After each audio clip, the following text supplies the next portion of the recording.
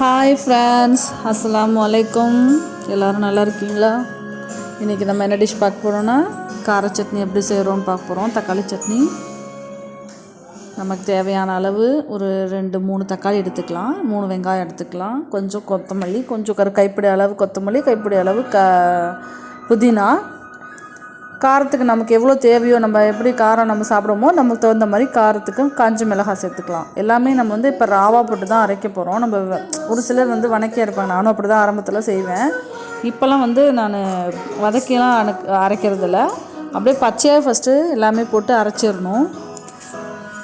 பச்சையாக போட்டு அரைச்சிட்டு அதில் அரைக்கும் போதே கொஞ்சம் இஞ்சி பூண்டு, நம்ம இஞ்சி பூண்டு பேஸ்ட்டு இல்லைன்னா நம்ம இஞ்சி பூண்டு முழுசாகவே ஒரு 10 பல் பூண்டு, கொஞ்சமாக ஒரு எலுமிச்சை அளவு இஞ்சி, அந்த மாதிரி சின்ன எலுமிச்சை அளவு இஞ்சி போட்டு அரைச்சிக்கலாம். அப்போ நம்ம என்கிட்ட பேஸ்ட் இருக்கிறதுனால நம்ம பேஸ்ட்டே போட்டேன், அரைச்சி வச்சுருந்தேன் ஏற்கனவே. அதனால் அந்த பேஸ்ட்டே கொஞ்சமாக போட்டுவிட்டேன், ஒரு ஸ்பூனு.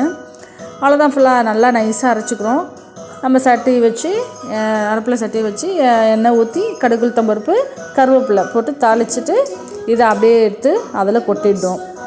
கொட்டினதுக்கப்புறம் இனிமேல் தான் நமக்கு அதை வேலையே நம்ம என்ன பண்ணணும், கம்மியாக வச்சிடணும். அடுப்பை நல்லா கம்மியாக வச்சு அதை சுண்டுற அளவுக்கு அந்த பச்சை வாசனைலாம் அதிலே போயிடும் நமக்கு. நம்ம ஃபஸ்ட்டே நம்ம வதக்குவோம் இல்லையா, அதை நம்ம பண்ணாதனால நம்ம இந்த டைம் அதை அந்த பச்சை வாசனை போகிறதுக்காக சிம்மில் வச்சிடணும். உப்பு தேவையான அளவு உப்பையும் போட்டுடுறோம்.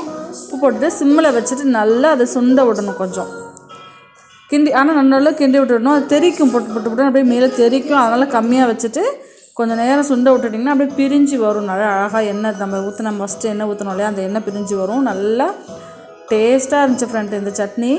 நீங்கள் இதெல்லாம் ட்ரை பண்ணி பார்த்துருங்க. பார்த்துட்டு எப்படி இருந்துச்சு சொல்லுங்கள். பாய், அஸ்ஸலாமு அலைக்கும்.